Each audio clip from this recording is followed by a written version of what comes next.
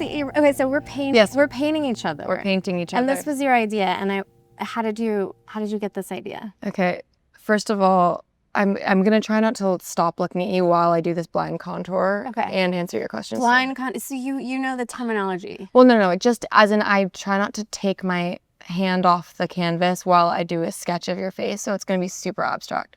That's what I'm telling you, is like it keeps feelings less hurt. You're making me. You sound like you know what you're doing. I don't. I swear nervous. to God, you're gonna see and you're gonna be like, oh, what was she looking at? Anyway, I'm so happy to be with you today. I'm so happy to be with you. You stopped touring in August, Mm-hmm. and then you started working on the album at the end of 2025. Sort of tell me what stage things are in when you stopped touring and how, the next few months went for you.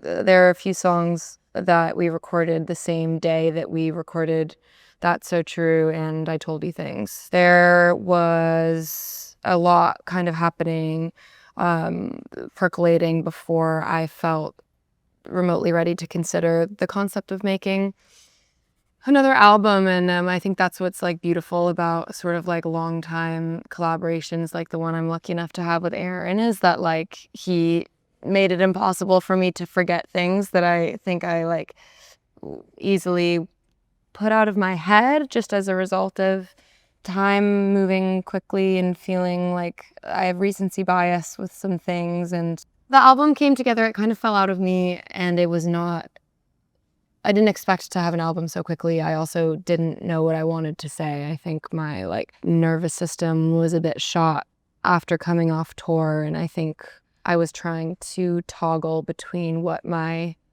body needed and how I was using it being on the road. I don't know, it felt like not being on tour allowed me to have some more clarity about my own internal rhythm, I guess, not being performing. And that was really lovely.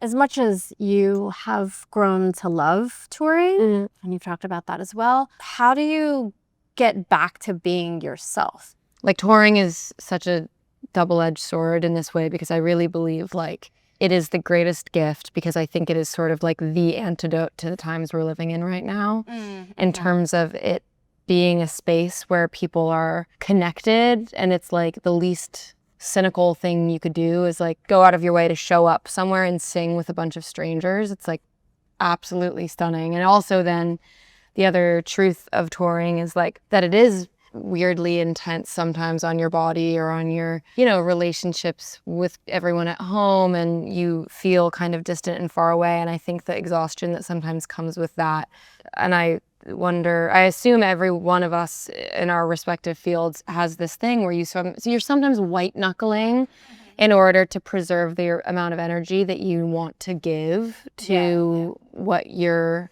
committed to. And so for me, like writing on the road, it wasn't as consistent as it is when I am at home. And sometimes that would freak me out, you know what I mean? Because I think it's like, I want to be able to capture every chapter of my life as accurately as possible. But I also am really grateful for the amount of presence that I think I had throughout the tour. And I would journal a lot, and I think like just giving myself grace and understanding that like even though the feeling is always present that like I might never write a song again, it's like that's never actually been the case. So you do feel that way though? Yeah, every time. There's some music on this album that kind of talks about what it was like to be in that white knuckling state sometimes, and I'm grateful that I got to get to that place of sort of metabolizing those feelings. Which song? I mean, I think I have an idea, but which songs are you referring to exactly? Look at My Life is totally sort of about the fishbowl of it all. You have a lyric in that song. Got what I wanted, it doesn't sit right.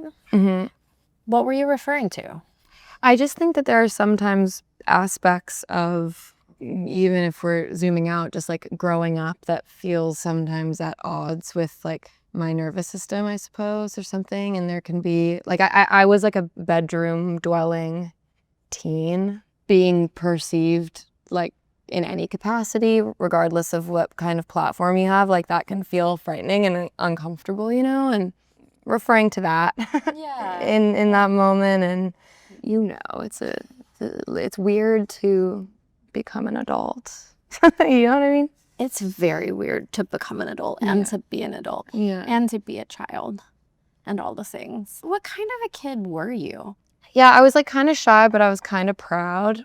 Also, I think I would keep things from people, and that's why writing became like the best thing that ever happened to me, because I didn't feel like talking to anyone, frankly. And so like I would just write instead and process everything that way. And it was like a really remarkable friend to have in my adolescence, and luckily has like remained that way, you know. And I don't think rebellious is the right word, but I wanted to like dare to do things, and then I was also really afraid. So there were these like funny contradictions that I, like looking back now, I have fondness for, but I think in real time I would get frustrated with myself a lot. I think there was like lots of self-deprecating thought that made its way into my songwriting when I was little. And yeah, I think I was quite judgmental, to be honest. Of what?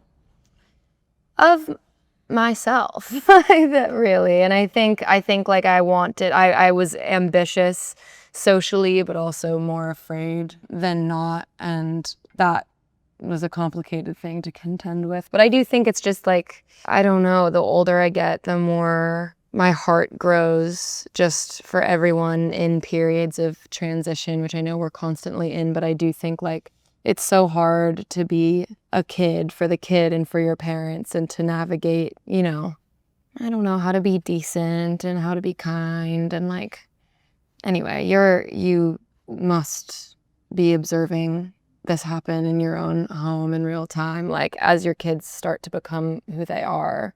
Yeah. Does that trip you out? Yeah. I mean, watching someone self-actualize in front of you is such a trippy experience in so many ways. Yeah.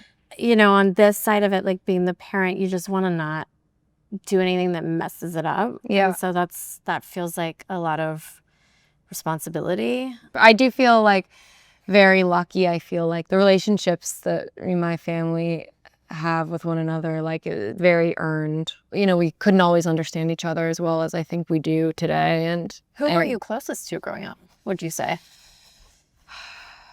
It's actually a very interesting question. I'm not quite.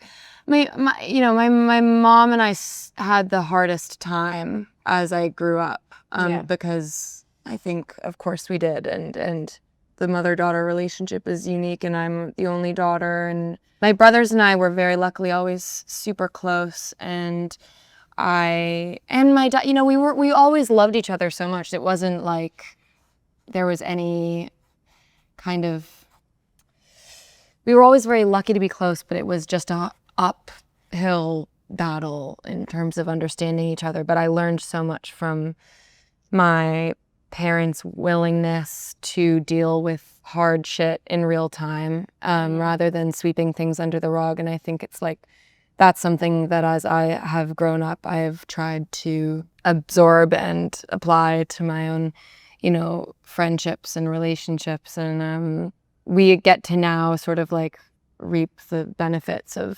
fighting to love each other and see each other, and not always easy as it, you know. I don't know which household has like a super chill time, you know, every single day. Your parents were pretty strict, right? Yeah. What's something, when you think back about something you got in trouble for, like what's the biggest sort of like, what did I do? Yeah. It was how did you fuck up that? Yeah, exactly. Well, that time, no, I just was concealing. I would like sneak around, and not just like out of the house, but just generally, like I think it's standard, just like as you're kind of developing and growing into yourself, you want to like try shit out, and it doesn't always align with like the stage of life you're at. And I think if I were in their position looking back now, I would be terrified. Like, I don't know, I that, you know, Daughter from Hell, this song, it's like a thank you, it's like a love letter to my mom and my dad, but it's so really beautiful. For my mom. And it's really beautiful. Thank you. I think that kind of perspective obviously has come with time, and that sort of apology tour that I feel like I've gone on in my family is like I wouldn't at any other stage except for at, 26, like have the sort of perspective on just how many years I must have taken off their lives. You know what I mean?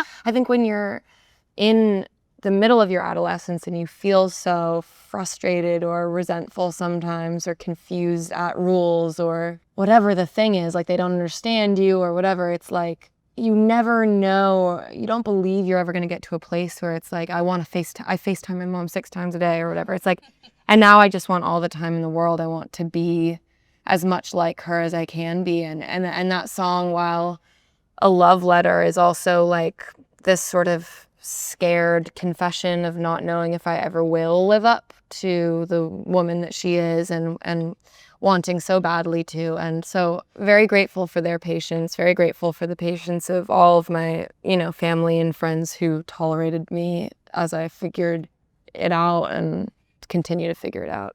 So you started playing music when you were 8.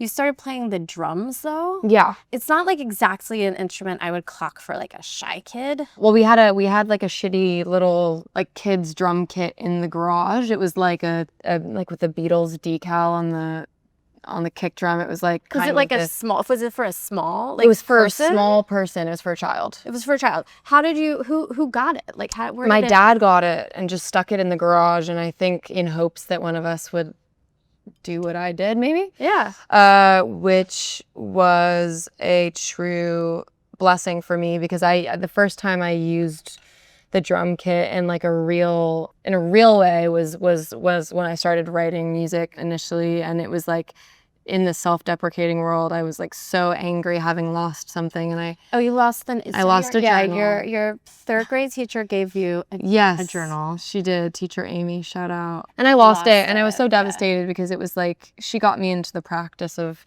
writing. Anyway, so the drums were there, and so I used them, and I loved the way it felt to make sound that matched the feeling. Shortly after I started playing the drums, I started playing piano, and I for a little while had this amazing music teacher whose name was Michael Lord. I would cry before he got to the house, and I would cry after he left. I was so scared of him. Oh, no. He was amazing, but I was so scared. I wanted to impress him, and also I was so afraid of playing music in front of people, which remained true for me for a long, long, long time. But he was amazing. I didn't learn how to read music. I don't know if that was because he figured I couldn't like pick it up in a way that would be fun for either of us, but also like he taught me how to play chords and how to play songs, and he really encouraged me to like feel into the thing that I was playing, which I think made a very lasting impact. But anyway, here's a legend. You started off like really just writing things for yourself, and you've talked about how like you're, even the way you sang originally was really connected to just kind of like a whispering, because it was just for you. Yeah. How does someone who feels that way get to the point where they're putting music online? Like at what point were you like, you know what, maybe this isn't just for me? Well, I honestly, and it's so crazy to consider how I thought of it then, but like having grown up with the internet in the way that we did, I think because posting online still didn't require me to be in front of real people, like face to face, it felt still as just for me as much as it did when I wasn't putting it up. And I think like I was late to the social media game. Like I wasn't allowed to have any of that until after lots of my friends at school did, but SoundCloud was this kind of loophole.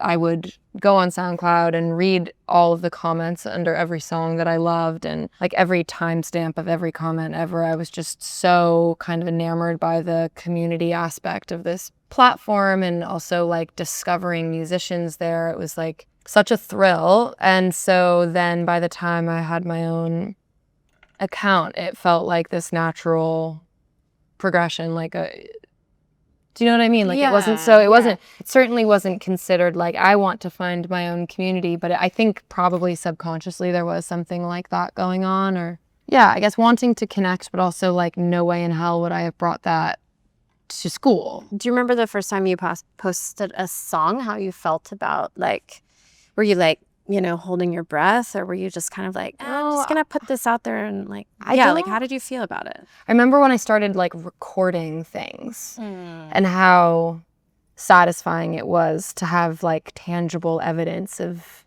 doing the thing. Mm-hmm. I loved that so much, and it made me feel proud. And I think in the same way that journaling made me feel proud, it was like because I wasn't leaning on anyone else to help me. It wasn't, I didn't require an adult to help me get from point A to point B. It was like so accessible, even though they were in just such shitty recordings. It didn't matter. It was just that I had something that was mine, and it was really just all about the writing. Like, I had no ambitions as a kid to be a performer of any sort. The way that I understand your writing process and your music, which I love so much, by the way, Thanks. that it really is for you. It's a way of processing things. At what point do you decide that process needs to become like public?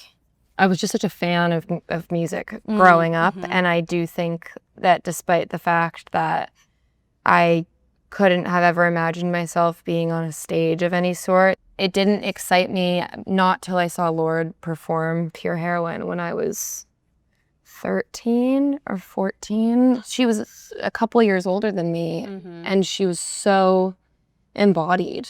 It didn't feel like it was this shiny, faraway thing. It was just her being herself, and it moved me to tears immediately. Yeah. And prior to then, I wasn't like, this is something I want to share, but it was just my deepest love. And I don't know, I think sometimes when you feel so connected to something, when you're so passionate about it, it's almost like you're sleepwalking or something, the way that it bubbles up for you. And so that's kind of how I remember those choices being made, like not super consciously, not with the intention of hoping that an audience would find me, but just it was what I loved. I want to talk a little bit about what your sort of idea of the theme of Daughter from Hell. It does seem to be really about kind of a transition period. Yeah. And I'd love for you to talk about that a little bit.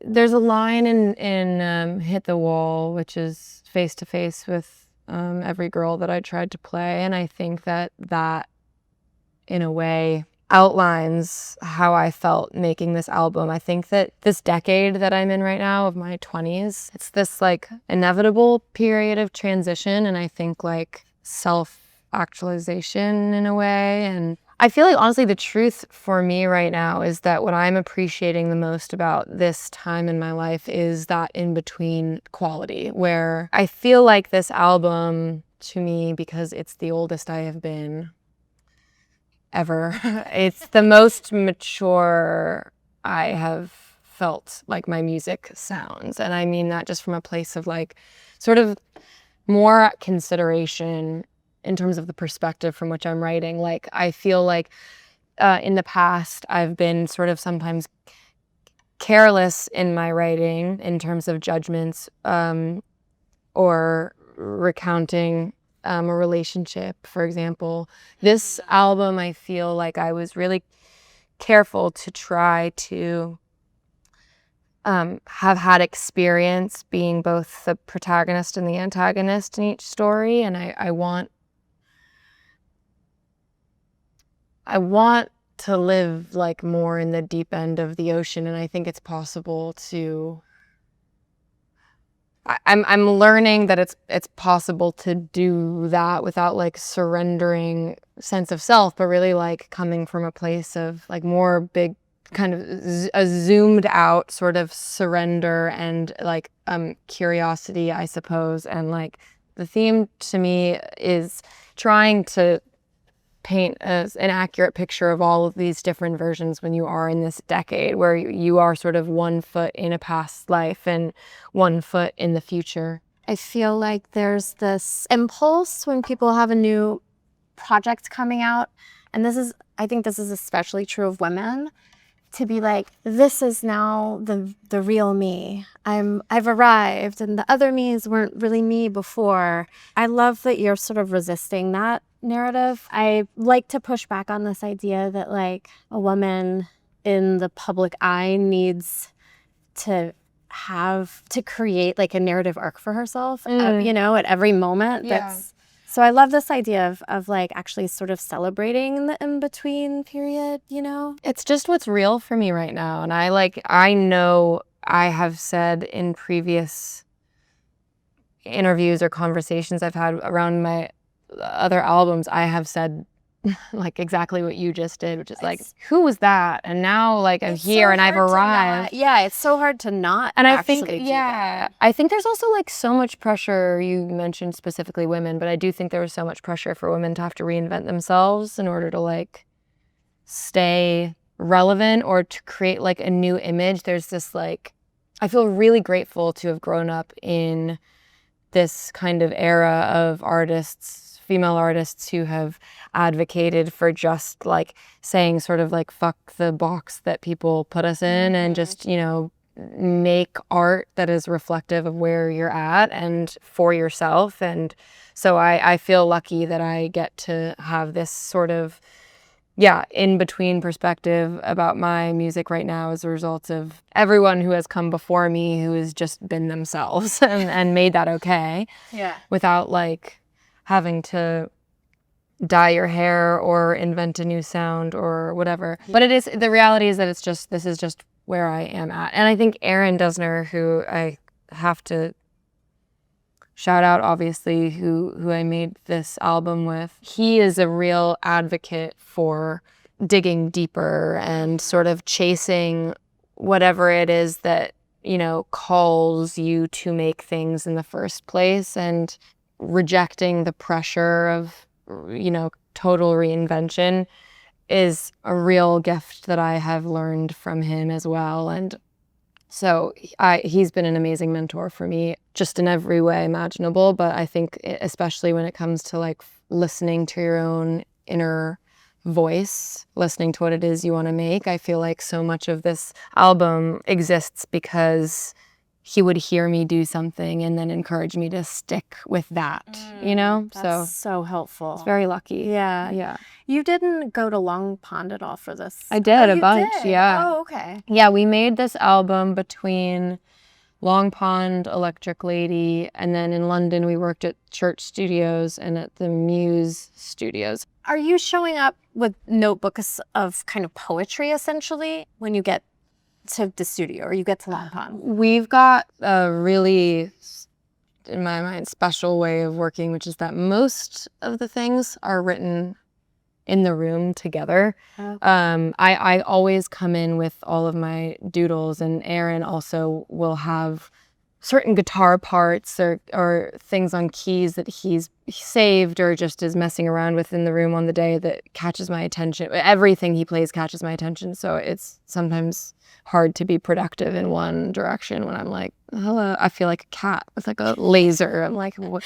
But the way that we made all these songs felt like the deepest explorations we've done of sort of all of our impulses when we work together, which like Muse and The Knife, for example, have these organic elements that came from something I had in my head that I would sit and play over and over, and Aaron would kind of study the way that I play it, and then he would build a world. Or, you know, songs like Cold Goodbyes, we just wrote that on one instrument. We recorded that, you know, one vocal while he played off click, like this kind of weird abstract thing. Then so we've got these gothic folk guitar parts in What If It's Right or in Humming that feel like these weird trance-like states that his guitar playing always like puts me in.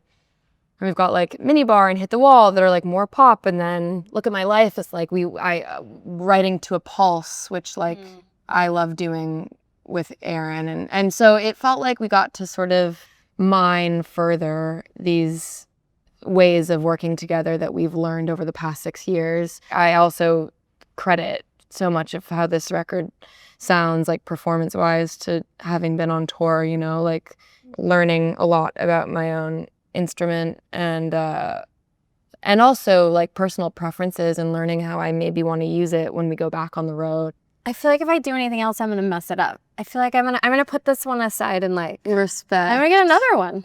Go nuts. All right. What do you need? I feel like I need to do a like Klimt-esque.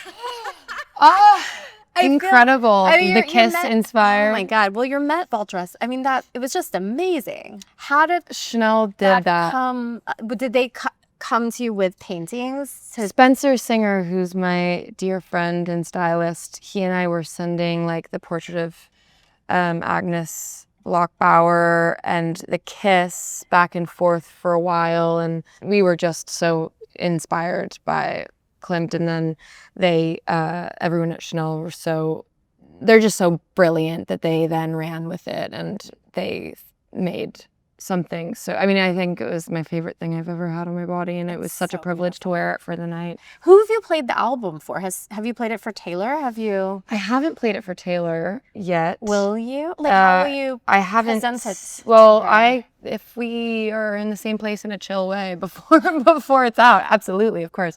I think what's been amazing about this album generally is like, I've been very excited to play it for the people in my life and, you know, the people that I love. You know, being off tour and living at home and really being able to be with my friends again for the first time in like what truly feels like 4 years, because we've been touring since the pandemic. What feels like home right now? London. London, yeah. And so like my little brother Augie living with us right now has been so amazing because I love his taste. I love his opinions on everything. And so to get his feedback has been amazing, and he digs it, I must say. What's made me happy is when people who know me well feel like the album sounds like me as and so that makes me hopeful that we're doing something right, I suppose. And you co-wrote a song with Paul. Yeah. So I did. Yes, you did. I did. I loved your his cover piece. story last year. It was beautiful. Thank you. Yeah, it was He really beautiful. is such a delight of a human. It's true. It's Imaginary Friends. Mm-hmm. How did it come about that you were like, let's do this? Not just super naturally. I don't know. I think it's like it's the easiest thing in the world to Like y'all are like make hanging out things together. like you're just hanging out in the evening and you're like, let's write this. We're hanging out in the evening. No, it's just the easy. I don't know.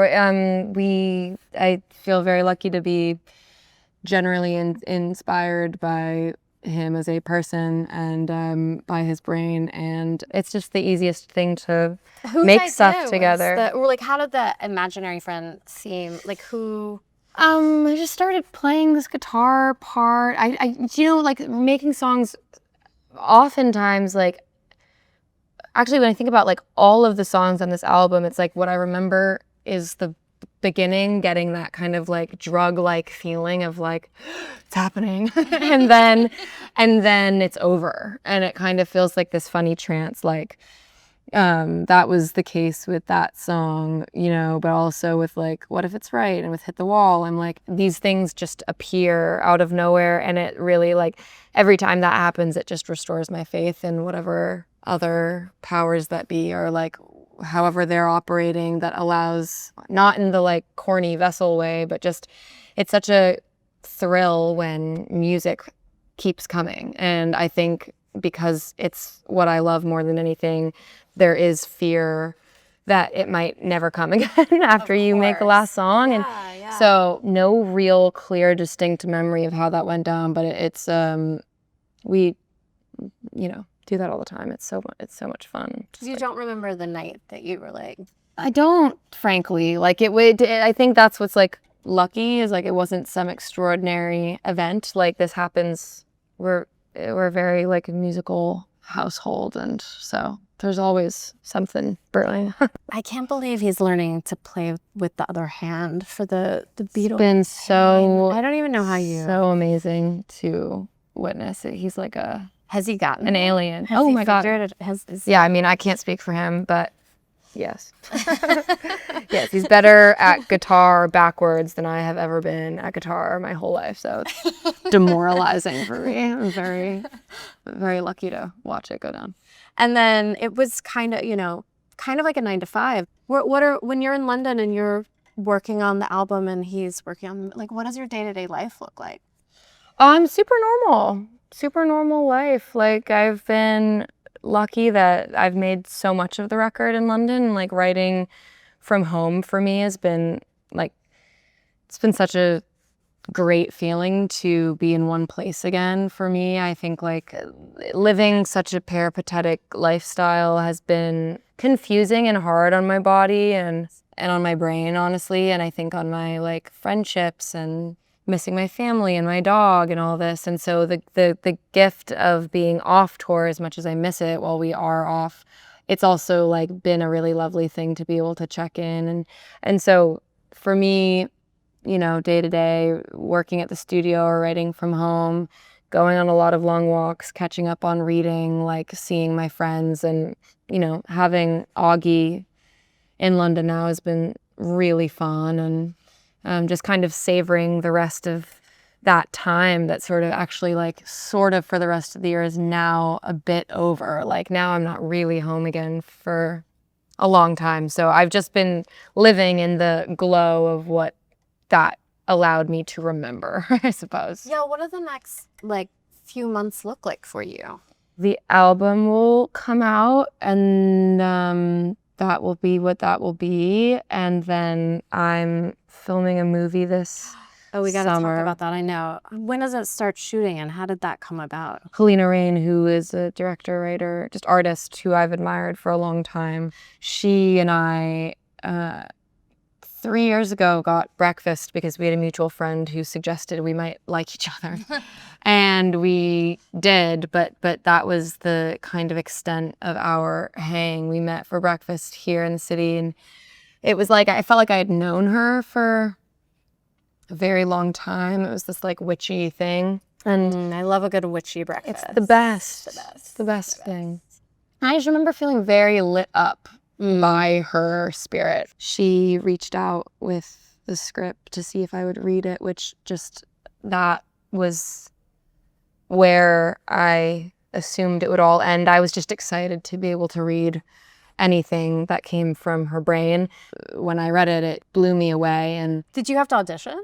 Many, many, many times. Really? Many, many, many, many, many times. Oh my gosh, seriously? Many times. And that was like, I have never done anything like that before. And it was really, really thrilling because after the first one, I remember feeling like I was the luckiest person in the world today that I got to learn what that felt like and that I got to read her material. Do you know when you actually privately care about something a lot and you don't really want anyone else to know you do? Yeah. That's how I felt the minute I read the script, which is a really nice feeling. But anyway, and then every time there was another audition, it surprised me, and I again felt like the luckiest that I got to read more and more and more. And there was no world in which I ever anticipated the opportunity to go and do this with her. But I think in my growing up, I'm finding this especially with women, that there have been people that I've been lucky enough to meet who make me want to go deeper across the board. And Helena is someone who, without question, makes me want to be a better artist, makes me want to know myself more, makes me want to take risks. And I think I was looking at this as like if I'm lucky enough to be really old someday, I want to look back and not like regret like being too afraid to try something or. Yeah. But have you ever done any acting? Were you ever in like school plays? Well, school theater for sure, and I loved. And it's so funny. Like I feel like my memory of high school is like not very clear, which is weird, but just true. But my favorite times in school were always tech week around the school play, and I think touring has kind of filled that space in my life where I think being a part of a crew where everyone who's there is required to be there because their role is essential and everyone cares so much about the thing, and we're all responsible as a group for making something happen. I love that feeling. I love to be a part of it, and I feel like with music, I'm the gatekeeper of information, and with this, I'm like, I am merely a cog in the machine. I am. Well, that's what I mean. It's kind Which of is funny. amazing. If an actor does their job well, then they disappear into what they're doing. Kind of, you could sort of tell something about who an actor is by the parts they choose to take and how they tackle them. But it's not the same as listening to an album where someone is as expressive about their experiences as you are. I think with my music, or with this album specifically, like, I would not say 100% of this album is like autobiographical in the kind of diaristic sense that I have felt previous albums of mine have been, where there's sort of like an inciting incident that has gotten me to sit down and write every song in the record. This feels more like a general reflection of, like, you know, the time that I am living in right now, the friends that I have who I learned from, the just reflections of the past 26 years and where I wish I had done better, or what I know to be different now. And I don't know, I can't speak for what it is to be an actor at all, but for musicians, like, I understand. I think people, even when maybe it's not true, people like to make songs, specifically. Like, I was listening to Taylor's New York Times interview recently where she was like, some people like treat songs like paternity tests, and it's like, Right. sometimes it's really not like that. Yeah. Sometimes we just use our imagination and use a song to process, like, even a dream or something. It's like, it's all, we don't really ever know. I'm doing little Klimtian. This is ridiculous. We'll see. The other one, Are you missing the other a one? little bit. I don't know that I hope you're not so horrified. You are so beautiful that whatever I've done is like, well. I love that you had this idea, truly. It's so nice. It's actually really nice to talk to someone with, like, an activity. I just hope that, like, the Rolling Stone community don't think I suggested this because I think I have a shred of skill. Like, I was scared that you were going to come and be like, I'm certainly so not. This is at home. Whenever we have people over, there's always pens and paper, like pastels out, and I love doing this. Is honestly, I have to say, I don't think painting is my medium. Like, I would have gone pen pastel, like, so just forgive me. But I'm at such no. I'm really loving this, and I'm enjoying doing your aura right now. I wanted to ask you because we just had Noah Khan. Yes, I'm so Just had moved on by our him. cover. I know. Well, so I'm so one of the moved. things that he talked about with my friend and colleague was trying to move past this idea that art needs to come from a place of sort of suffering. Mhm. And I was wondering what you think about that, because a lot of your songs, even the up-tempo ones, are about kind of having, maybe a bad time, or feeling insecure, or feeling like your feelings aren't being reciprocated, Mm-hmm. or even if they are, shit's gonna inevitably hit the fan. Mm-hmm.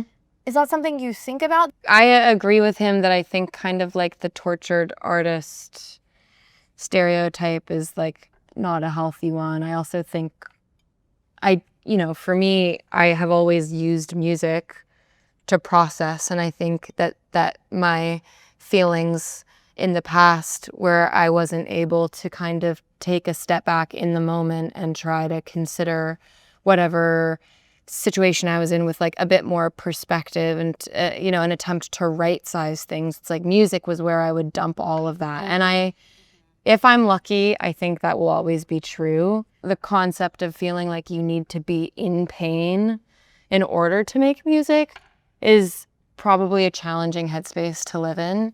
So I completely agree with that. And I don't want to be someone that needs to be hurting in order to make things that I'm proud of. I wasn't always hurting so bad while making Daughter from Hell. And so I feel grateful to have had a recent experience making my favorite album I've ever made with some perspective and balance. And but the way that Noah has been talking about this album and just his experience in the spotlight over the past few years and his relationship to home and to self, it's like I feel very grateful as a friend of his, as a peer, and as a fan of his work that he's speaking so openly about everything that's hard and confusing. And I think he's such an important person. I think he is also a really like true, kind friend to everyone in his life, but the people in the music industry that I know he knows and protects. Like, he really does go out of his way to make an effort to do that. So you're someone who really sort of came up online, but has taken a lot of breaks on social media for mental health reasons, and I'm sure others. How do you find a balance of maintaining a relationship with your fans and not sort of letting that consume you? Social media has been such a gift, and also has felt really unhealthy as I've grown up for me to spend much of my time there. I think the connection that I feel lucky enough to have with them is really nurtured when I get to be on tour and I get to be in the room with so many of them who have supported my music from the beginning, or if I found it yesterday or whatever, like their story is with it. It's like it's this really amazing connecting factor for all of us, and I let that sort of be where I am with them. Because I've heard you talk about touring as sort of like exposure therapy. Like, it was some like Totally. being exposed like that was something that you really had to get used to. Yeah, and it's still like that kind of energy output, for whatever reason, for me in particular, like can be a struggle. Like it was at the beginning, and it still is sometimes, less from like a place of stage fright, but more generally from like, I am more introverted. I'm not someone that feels like, I don't feel like such an elegantly social person really all the time. Lovely to talk to, though. I have That's to very say. nice of you to say. So are you. It's true, though.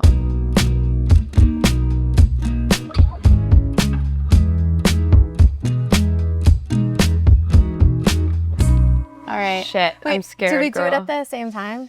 Countdown. Oh, but just don't be mad at me, okay? I'm not gonna be mad. I can. You can be mad. Literally You can be mad. never I didn't mean be to tell mad. you how to feel. Okay, ready? One, One, 2, 3. Oh my gosh, I love it. That's amazing. I love yours. I love the style of yours. I actually love I'm yours. so glad. Are I you love a painter? mine. No. Yeah, you are. No, I'm not. I feel set up. I love everything about this. Well, it's just- what style would we say this is? Like blind contour adjacent, I like love it. trying to just capture your essence and the colors that you exude. You're so good, Alex. You're so good. And the way you even signed it, that should be like, that looks really real. Mine looks like I did it. Do we get to exchange? Can we exchange? Yeah. Here you go. This means a lot. This is so gorgeous. What, do you actually not paint? No, I really don't. What the hell? I love that you love it. Oh my goodness. Such an honor. You made my day. I love that you love it. I love it. I just love your style. This is awesome. Gracie, thank you so much. It's been such a pleasure talking to you. Thank you for your time and for such thoughtful And and generous questions. I love the album. I'm Thank you. just, congratulations. I'm so excited. Thank for it to come. you. Thank you for listening to it and for the time. And this is then separately inspiring me to, hone in my skill. Thank you to everyone here and Rolling Stone for having me, and what a privilege. I'm gonna frame it. Great. Perfect. Same. I actually am going to put this up. Yay!